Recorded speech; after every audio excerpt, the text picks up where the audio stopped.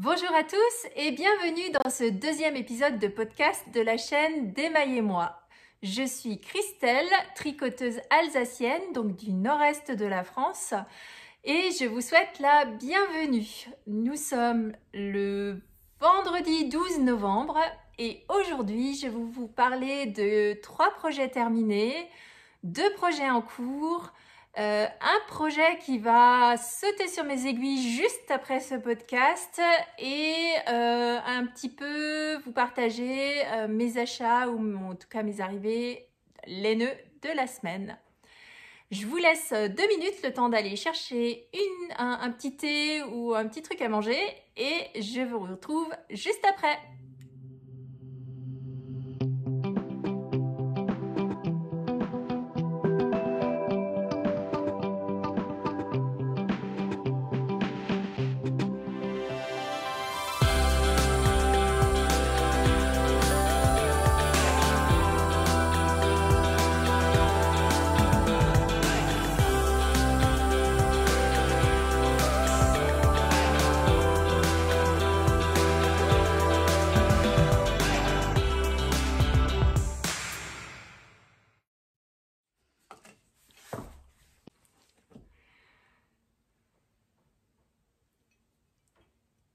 Je vous partage ma tasse du jour et vous verrez en fin d'épisode que ça a un lien avec ce que je vais vous présenter aujourd'hui.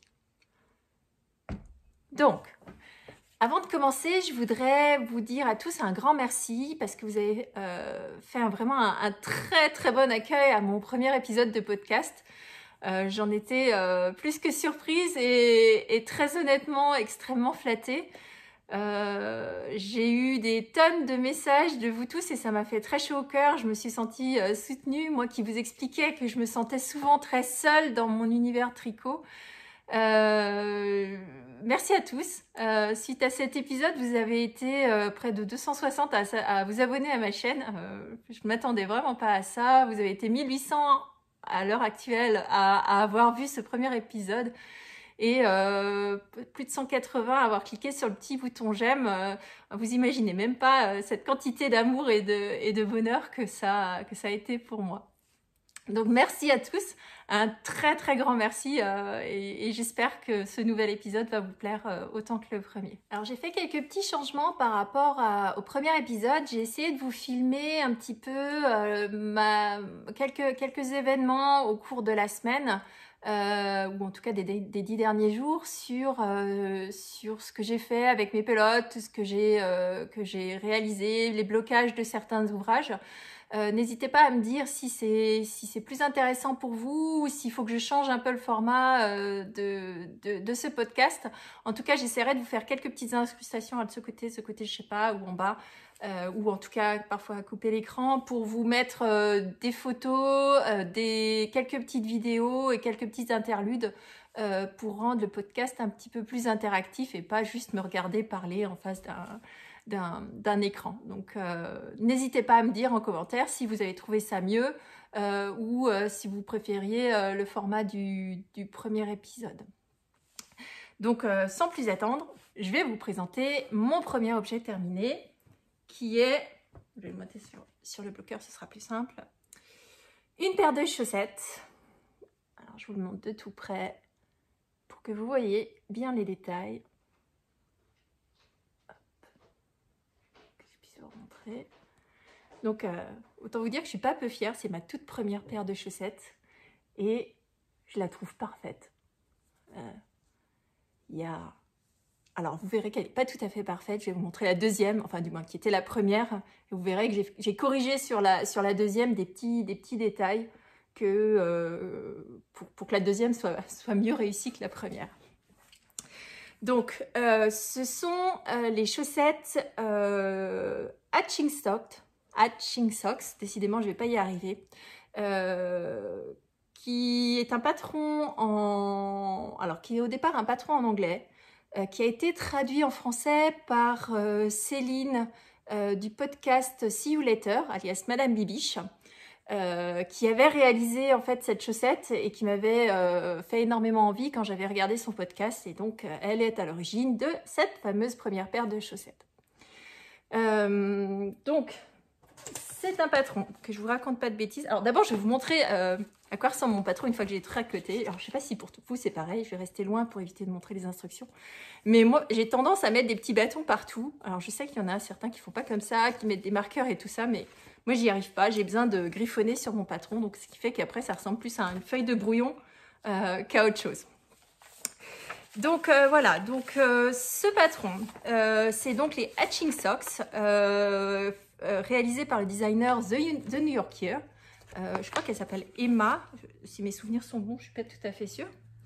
Donc c'est un patron dont le motif est inspiré du mot hatching, qui veut dire rayure en anglais, et qui sont en fait les hachures réalisées par certains... Alors, attendez voir que je prenne mes notes. C'est des rayures qui sont utilisées par des artistes de la Renaissance qu'ils utilisaient pour crayonner les ombres sur leurs dessins. Si je vous raconte pas de bêtises, oui, c'est ça. Donc c'est notamment des techniques qui ont été utilisées par Raphaël et par Michel-Ange, que tout le monde connaît ou en tout cas a entendu parler une fois. Donc voilà, pour la petite chaussette. Alors quand je vous dis qu'elle est parfaite, je vais vous montrer que c'est pas le cas. Parce que je suis pas là pour vous raconter des bêtises. Je vais vous montrer ma première chaussette. Tadam! Et je pense que je suis certainement pas la seule. Par contre, j'avais cru que je serais parfaite et je ne le suis pas. Donc, ma première paire de chaussettes, c'est celle-ci. Elle est lavée, bloquée. On voit très bien les petites hachures et tout ça. Je suis très très fière. Et quand je les ai mises, je me suis rendu compte qu'il y avait un petit trou. Alors, ce petit trou, je l'ai corrigé sur la deuxième paire de chaussettes, tout simplement en relevant une maille, enfin, du moins le brin intermédiaire, et en le tricotant ensemble avec la maille suivante. Ce qui fait que sur cette paire-là, eh ben, il n'y a pas de petit trou. Donc, très facile. Si j'avais lu et si je m'étais renseignée un petit peu, ça aurait été plus facile et en tout cas plus efficace. Alors, la laine. Alors, attendez voir, que je vous cherche. La laine, je reviens.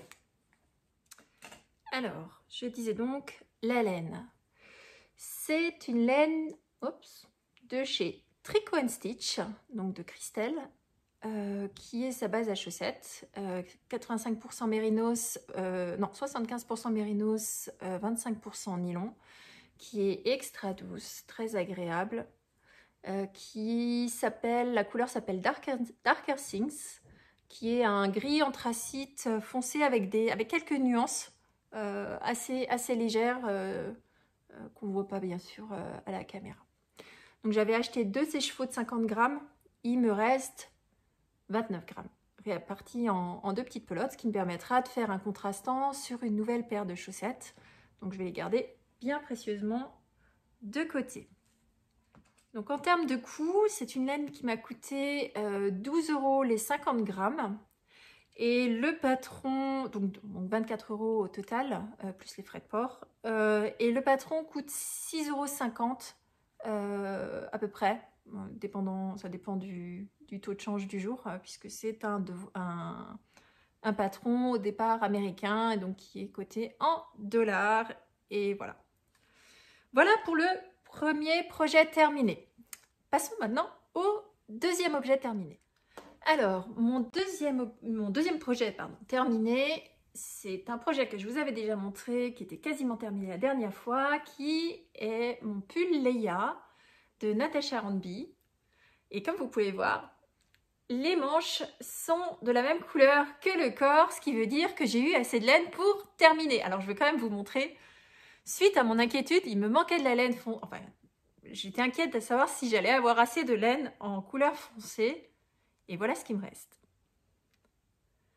Donc autant vous dire que j'avais des sueurs froides et j'avais bien raison. Donc il me reste 10 cm de bleu gris foncé et 92 grammes d'une pelote que j'ai pelotée à la main, que je vais mettre en cake par contre pour qu'elle se conserve mieux, de l'autre couleur. Donc la laine. C'est une laine de chez Malabrigo qui est la base Susoro. Alors, je vous montre le bleu parce qu'on le voit plus. Donc, c'est... Je vais essayer de faire... Voilà. Donc, c'est une laine qui est une base 50% soie de mûrier, 25% laine mérinos et 25% lin.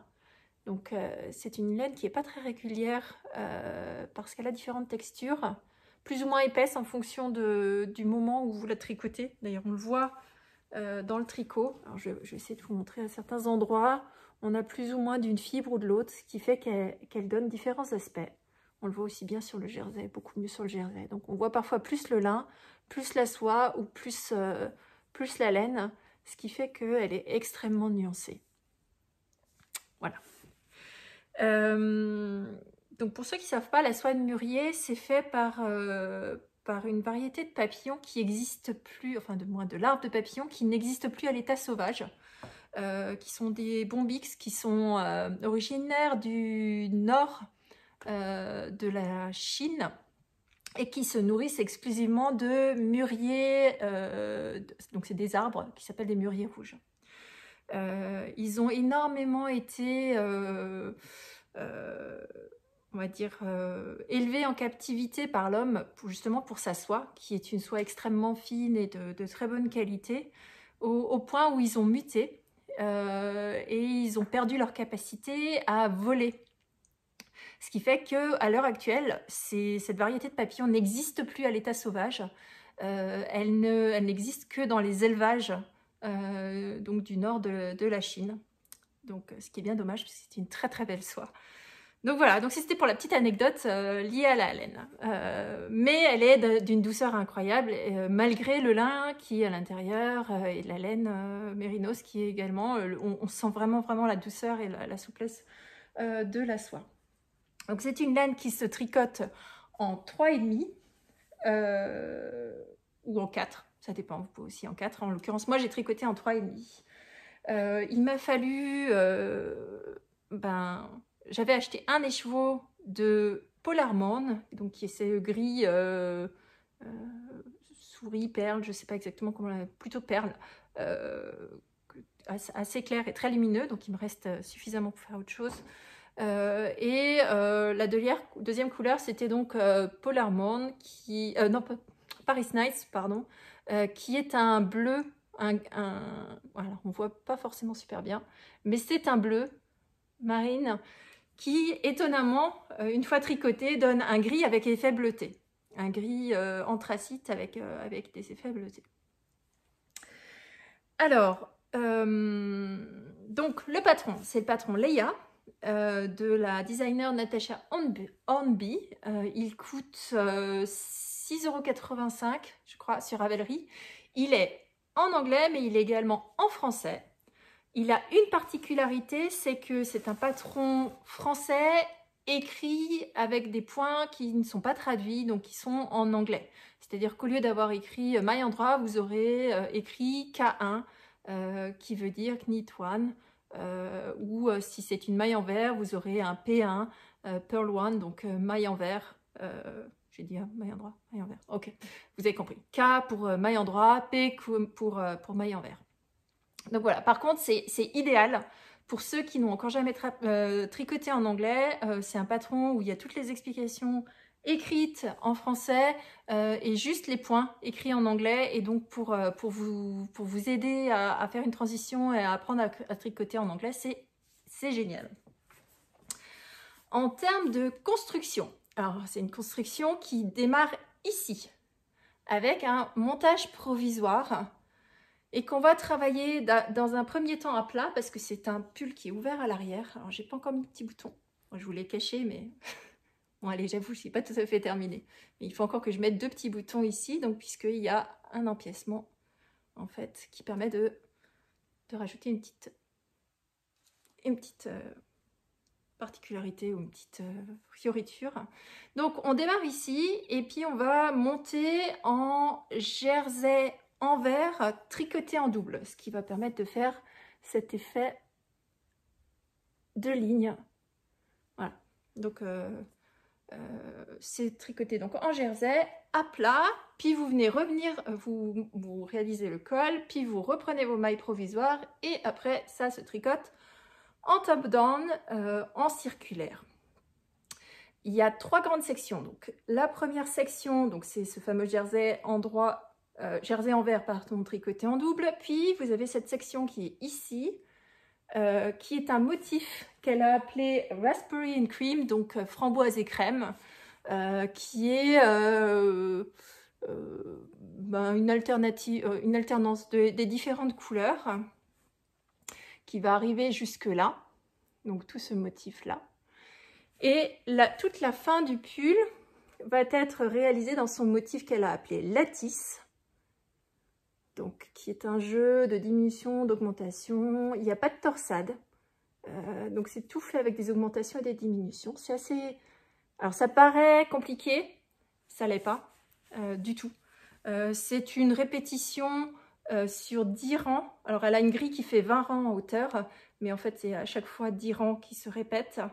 Et le motif se répète en largeur tout, donc c'est à chaque fois 3 et 3, 3 et 3, 3 et 3.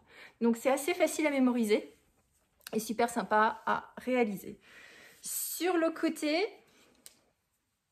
je l'ai mis sur un cintre, alors forcément c'est pas pratique. Sur le côté, vous avez une bande de jersey qui vient séparer l'avant et l'endroit, ce qui fait que il n'y a pas vraiment de risque de vous tromper. Moi, ce que j'avais fait, c'est que j'avais mis un marqueur à chaque début de la bande de jersey qui va tout du long pour être sûre que je ne me trompe pas. Puis ça me permettait aussi de vérifier tout de suite si j'avais une erreur dans mon tricot. Les manches, elles sont totalement en jersey et se terminent par une petite finition un petit peu particulière. Vous pouvez mettre un I-cord. Personnellement, j'aurais préféré un I-cord. La seule modification que j'ai réalisée sur les manches, c'est qu'elle fait normalement, le modèle montre une manche extrêmement bouffante et comme j'avais pas suffisamment, enfin du moins j'avais peur de ne pas avoir assez de laine, et j'étais dans le vrai, moi j'ai fait une manche droite, donc toute simple. Et sur le bas du corps, faut qu'on monte encore, on finit en côte sur tout le long. Donc vous voyez, en côte 1-1 qu'elle préconise normale. Moi j'ai fait des côtes torse parce que je préfère, je trouve que c'est plus joli. Donc voilà, juste pour vous montrer aussi la texture de cette laine, le drapé que je trouve magnifique. Elle tombe extrêmement bien et donc je suis extrêmement contente. C'est normalement un modèle qu'elle conseille en portée assez loose. Moi j'aime pas tellement quand c'est trop loose, donc j'ai fait une taille inférieure à ce que je fais actuellement. Donc en l'occurrence j'ai fait une taille M au lieu d'une taille L en termes d'aisance ça me va très bien. Donc sur le patron il préconise 15 cm d'aisance qui pour moi est un peu trop, donc en descendant d'une taille ça me faisait 8 à 10 cm, ce qui en ce qui me concerne est beaucoup plus dans mes habitudes. La deuxième modification que j'ai réalisée, c'est le col qui normalement devait être identique à ce que vous avez sur les manches. Et moi, j'ai préféré réaliser un I-cord. Voilà. Donc voilà. Quoi vous dire de plus sur ce patron? Pas grand-chose. Si ce n'est mon ressenti. Est-ce que je le referai? Je pense pas. Et la raison, c'est ça. Pour moi, la séparation des manches intervient bien trop tard. Hein. Ce qui fait que lorsque je le porte... Il faudrait que je vous le montre la prochaine fois, je vous le montrerai porter. En fait, la séparation des manches arrive ici, pour moi. Et ce qui fait que le yoke est un petit peu trop bas. Donc voilà, donc peut-être que je le referai, mais en démarrant la séparation des manches beaucoup plus haut. Pour que ce soit plus agréable à porter. Sinon, effectivement, tout le reste, oui, bien sûr, j'en suis ravie. Voilà. En termes de tarif, la laine c'est 24 €, il me semble, oui 24 € les 100 grammes. La laine vient de chez Lil Whistle. À ma connaissance, les deux couleurs sont plus en stock, ou je ne sais pas si elles existent encore. Je pense qu'elles existent encore, mais actuellement, elles sont plus en stock. Donc je vous laisserai regarder au cas où. Donc voilà, pour mon deuxième objet terminé. Et mon troisième et dernier objet terminé, il est derrière moi.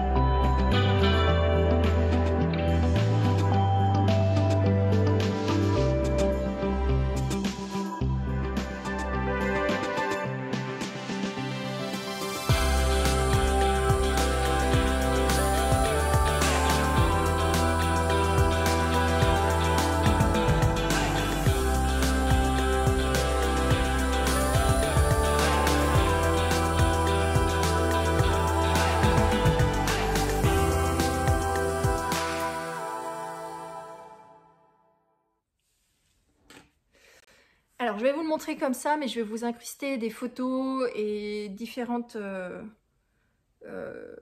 prises de vue parce que j'arriverai pas bien à vous le montrer. Alors, il est immense. J'espère qu'il me reculer. Voilà, il est immense. Ceux qui le connaissent le reconnaîtront certainement puisque c'est le Mystery Châle qui s'appelait Mystery Châle que j'ai réalisé avec Stephen West. Et le châle s'appelle Châlographie. Je vais vous mettre des photos et des vidéos, ce sera plus simple. Donc c'est un châle mystère que j'ai réalisé, alors c'était mon tout premier châle, je l'avais dit la dernière fois.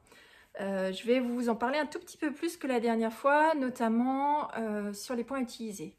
Donc la première partie, alors la toute première partie, le premier indice, c'était cette toute petite partie de dentelle. Alors, moi je suis pas super fan de dentelle, mais là pour le coup ça m'allait bien que ce soit pas trop grand. Ensuite il nous fait réaliser ce point de gaudron avec un assortiment de différentes couleurs, puis un point, alors ce sont des rayures sur lesquelles il y a des mailles glissées qui sont ensuite tirées.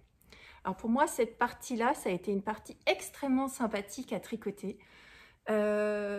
Et vous verrez dans mes projets en cours que ça m'a poussé à aller chercher un modèle qui reprenait un peu cette technique. Parce que j'ai beaucoup aimé, déjà j'aime beaucoup le rendu, c'est très original, généralement les gens me disent que c'est la partie qui paraît compliquée à faire et finalement c'est assez simple. Donc voilà. Ensuite, il vous fait rajouter des petits i-cords ici en forme de boucle. Ensuite, à nouveau, une partie structurée avec des mailles glissées et une alternance de couleurs.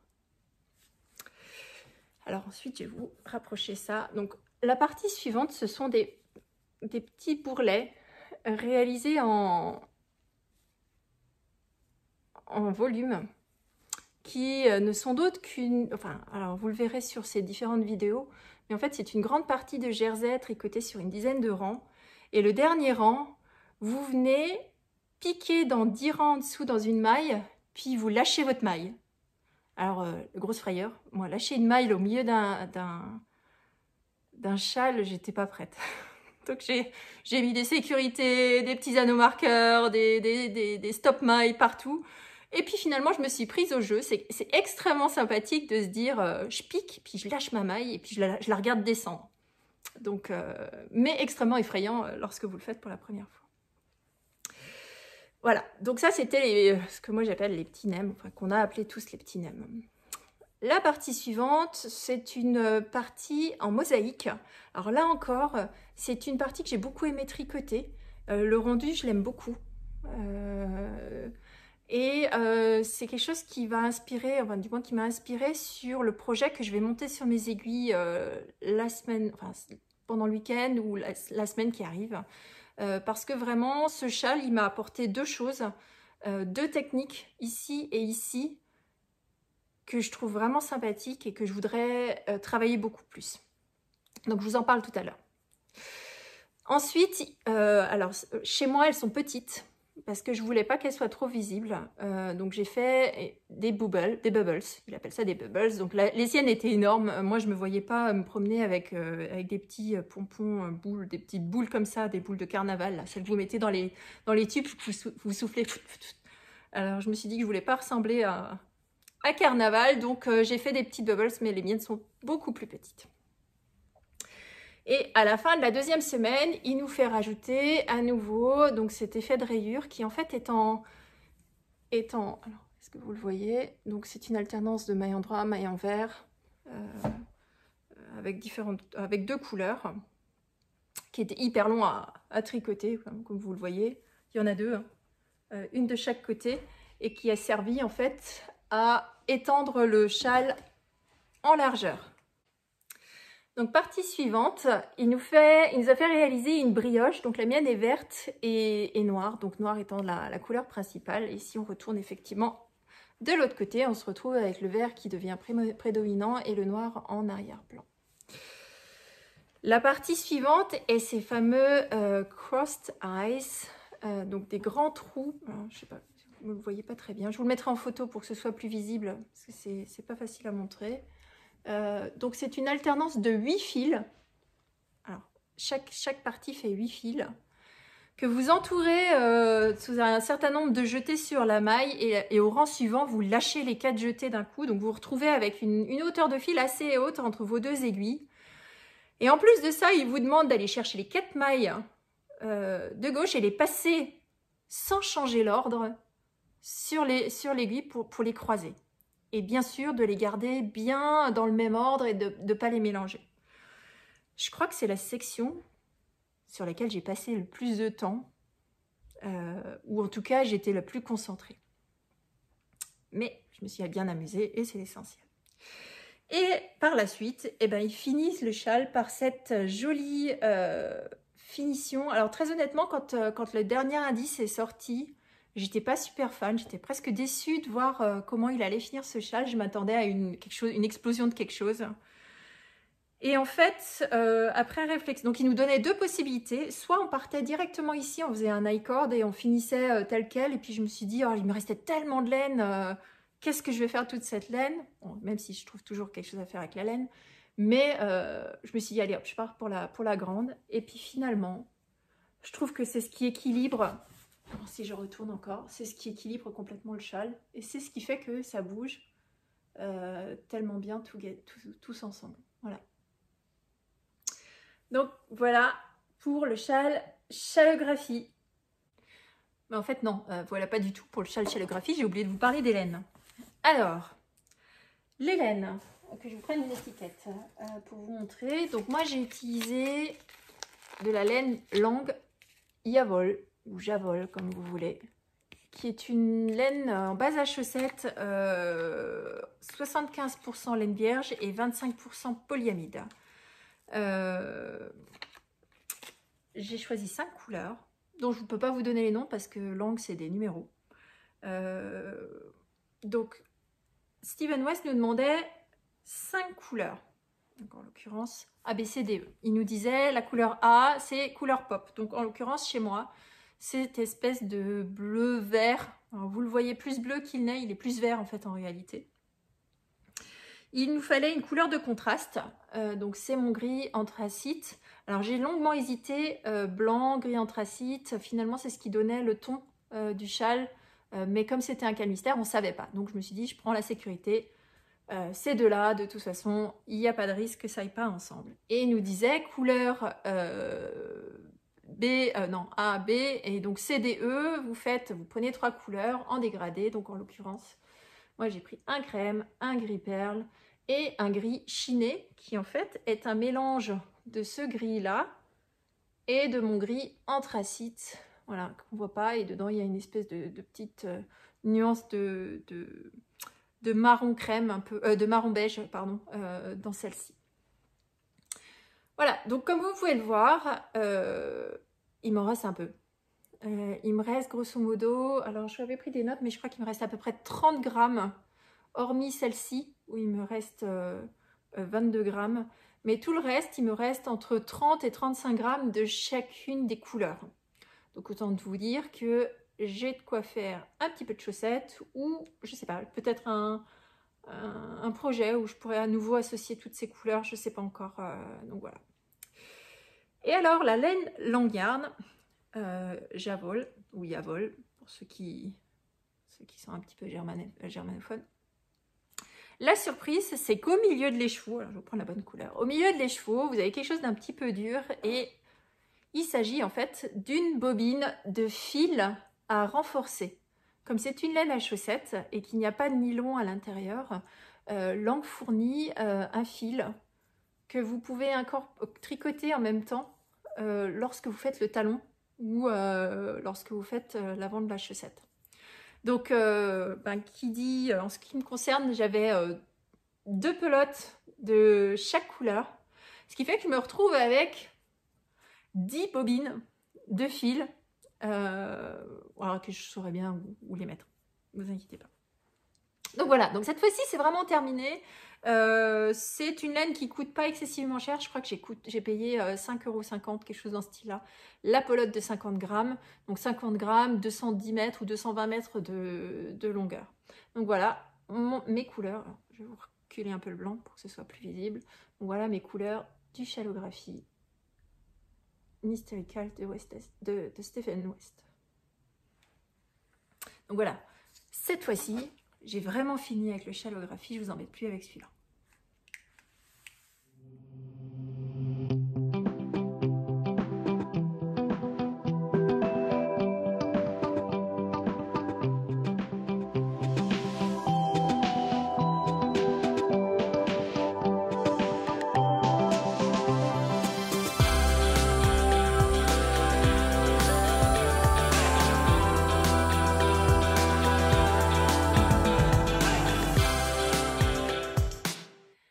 Alors, maintenant, passons au projet en cours. Et je ne sais pas si vous vous souvenez, mais dans le premier épisode, je vous avais parlé d'un fil, enfin d'une laine que j'ai acheté chez, si mes souvenirs sont bons, Socks and Shine. Donc, je vous remets l'étiquette ici, qui a sa boutique sur Ravelry, sur Etsy, pardon.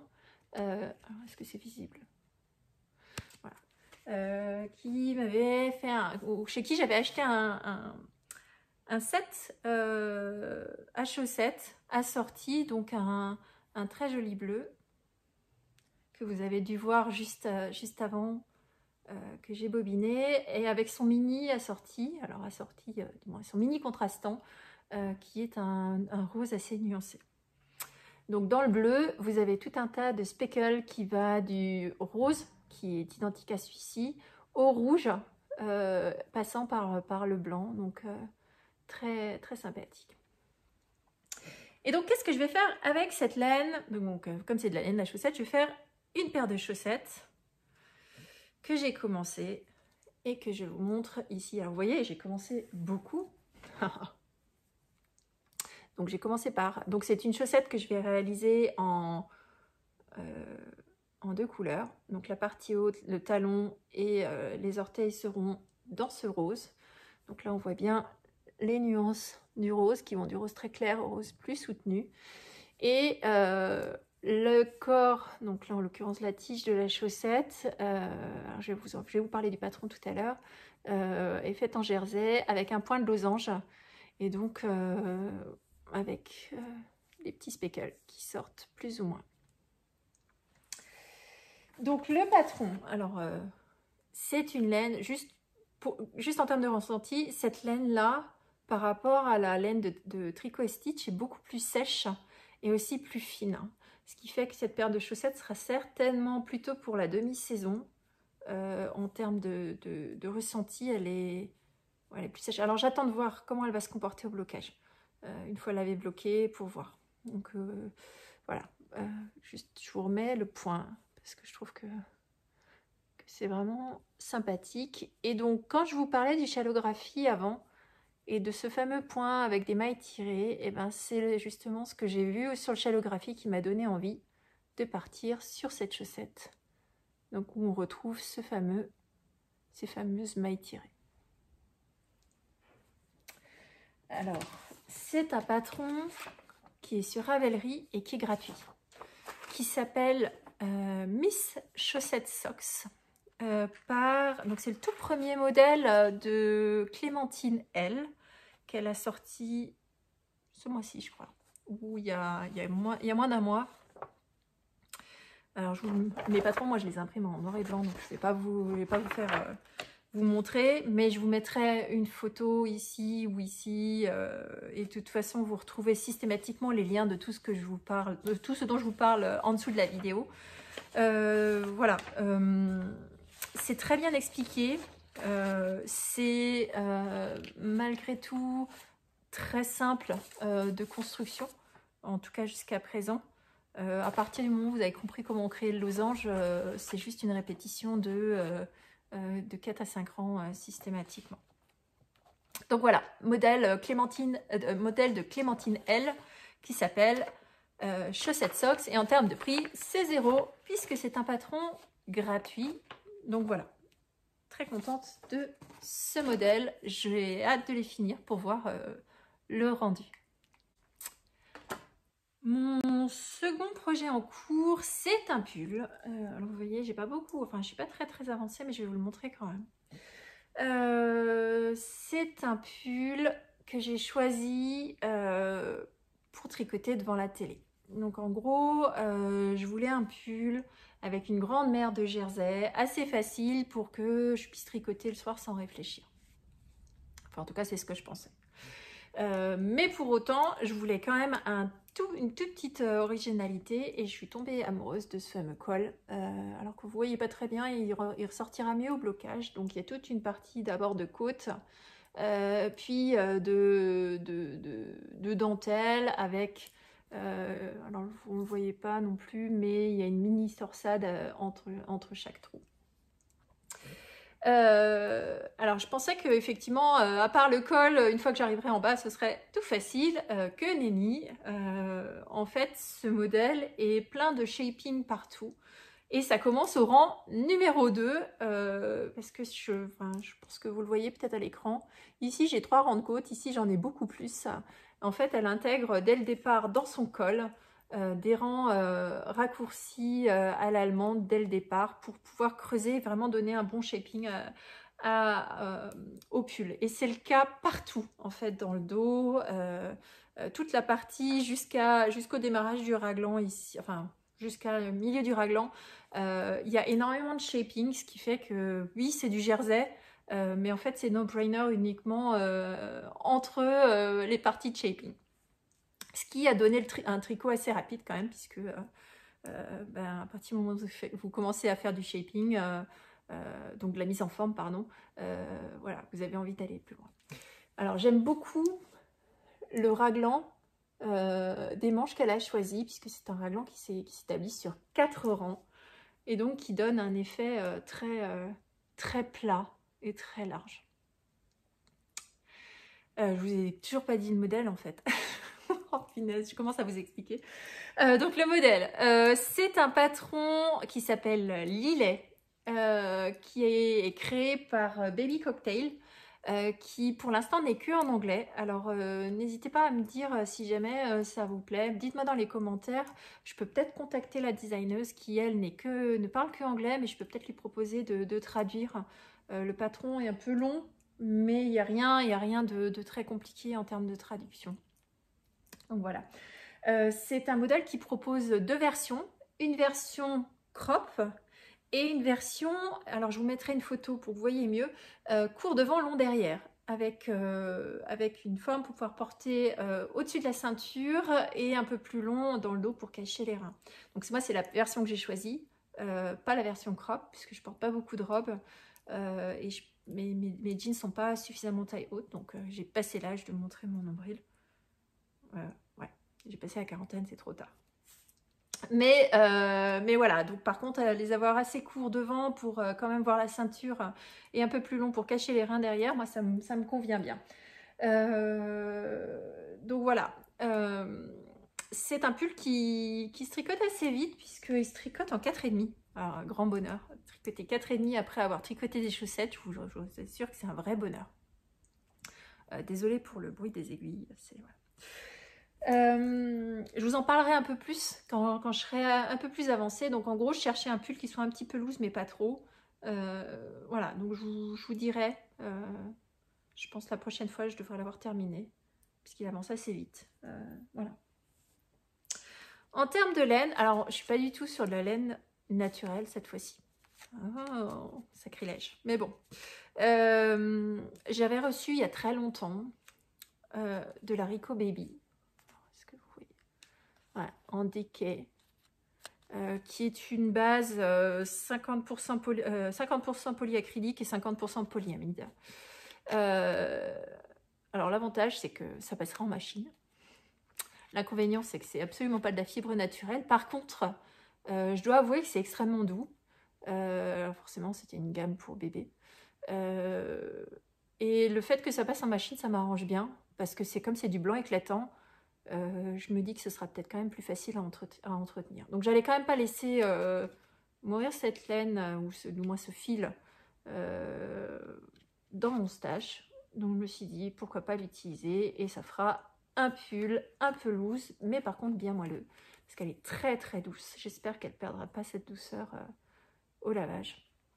Donc voilà, Rico Baby, absolument pas de composition de laine naturelle. Et on ne peut pas toujours faire parfait, hein. Mais en tout cas, je suis bien contente du rendu. Ce sera un pull blanc éclatant. Ouais.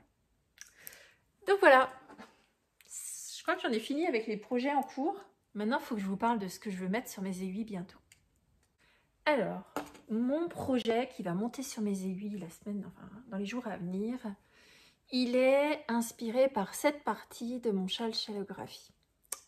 Donc, j'ai cherché un patron qui me permettrait de refaire de la mosaïque.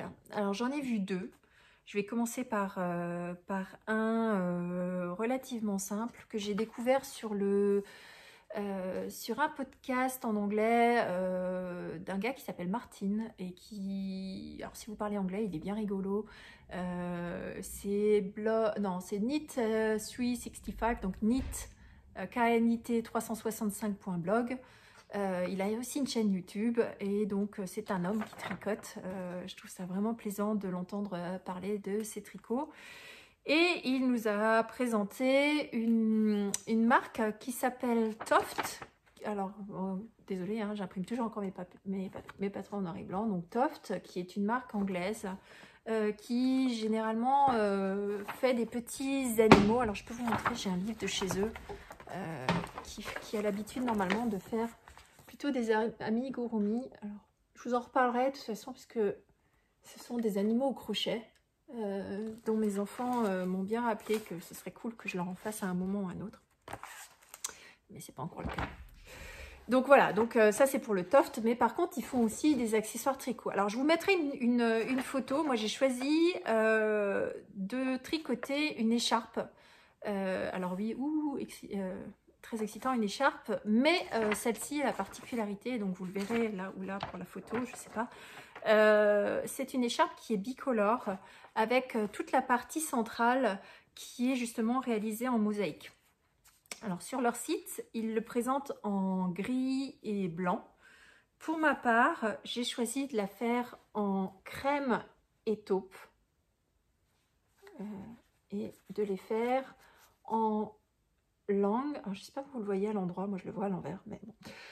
Donc c'est une laine de chez Lang, qui est de la Merino 120, qui est une 100% Merino, donc laine vierge, Merino Superwash. Donc la laine, c'est une laine qui est filée, il me semble, avec de la laine australienne, mais qui est filée en Europe, éteint en Europe.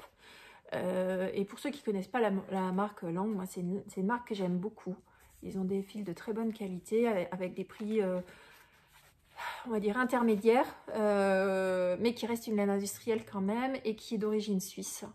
Alors moi j'habite en Alsace, tout proche de l'Allemagne, tout proche de la Suisse, et cette laine-là, je connais pas très bien les laines allemandes, mais la laine Lang, c'est une de mes favorites. Alors je sais pas si c'est favorite, mais j'aime beaucoup les laines de teinturière, forcément.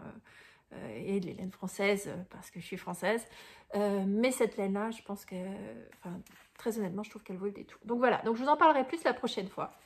Quand j'ai imprimé le patron, je me suis dit pas de problème, aiguille, alors je crois que c'est du 3,5, pas de problème, je vais sortir ça, une écharpe, ça se tricote comme ça, puis ça fait comme ça. Eh ben pas du tout. C'est un patron où, lorsque j'ai lu la première ligne, ils me disent monter 301 mailles. Et là, j'ai réalisé qu'en fait, c'est une écharpe que je vais tricoter en largeur et seulement sur une centaine de rangs pour créer du bras en longueur et seulement monter une centaine de rangs pour créer la largeur de l'écharpe. Donc autant vous dire que la première partie sera plutôt tricotée, toute la partie blanche ou la partie grise, je ne sais pas par laquelle on commence, mais la partie centrale, c'est là où je vais vraiment m'éclater puisque c'est toute une partie de mosaïque. Effectivement, c'est un patron en anglais. Par contre, il est écrit ligne à ligne avec des abréviations anglaises. Donc, si vous savez lire Knit1, donc K1 qui est maille à endroit, P1 qui est maille envers et slip SL qui est juste une maille glissée, et ben vous pouvez suivre le patron. Donc voilà. Donc je vous en parlerai plus la prochaine fois. En espérant que j'aurai bien avancé pour vous montrer un peu de mosaïque et pas juste uniquement une grande bande blanche ou une grande bande taupe. Donc voilà, ça c'était pour les projets en cours et les projets à venir. Et en début d'émission, je vous ai... Enfin, début d'émission, oh vache, je me sens à la télé. En début de podcast, je vous ai montré une petite tasse, alors petite tasse, non pas une petite, une grande tasse qui est l'une de mes tasses favorites. En tout cas, c'est la tasse favorite de mes enfants. Voilà, qu'on avait récupéré lorsqu'on était aux États-Unis. On avait eu la chance de passer une journée à Universal Studios et on avait fait un petit tour dans l'univers Harry Potter dont mes enfants sont absolument fans et j'avoue que j'aime beaucoup aussi. Et donc, cette semaine, dans la boîte aux lettres, j'ai un colis surprise qui est arrivé, qui a été commandé par mon mari et mes enfants. Et je crois qu'il y a un message. Je vous montre ça. Donc voilà, j'ai reçu La magie du tricot chez Harry Potter.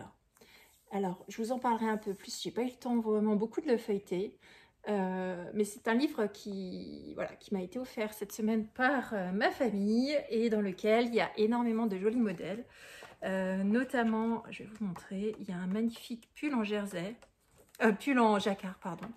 Je suis fatiguée aujourd'hui. Voilà. Donc ma fille m'a déjà fait appel du pied. Voilà, bien sûr, alors elle ne les veut pas dans ces couleurs-là, mais je trouve qu'il y a certains modèles qui valent le détour. Voilà, donc je vous en parlerai plus quand je l'aurai feuilleté, quand j'aurai regardé exactement ce que je mets dans mon planning à tricoter qui commence à être un peu plein. Donc voilà. Voilà pour l'épisode du jour. J'espère qu'il vous aura beaucoup plu. Je vous remercie beaucoup d'être, déjà pour ceux qui sont encore là, de me suivre et d'avoir écouté ce podcast jusqu'au bout.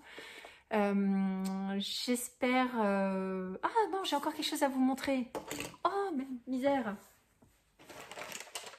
La semaine dernière, je vous avais parlé d'un gnome, d'un cal. Et je vous avais expliqué que j'avais commandé mon kit chez Tricot & Stitch. Donc c'est le cal de Sarah Shira.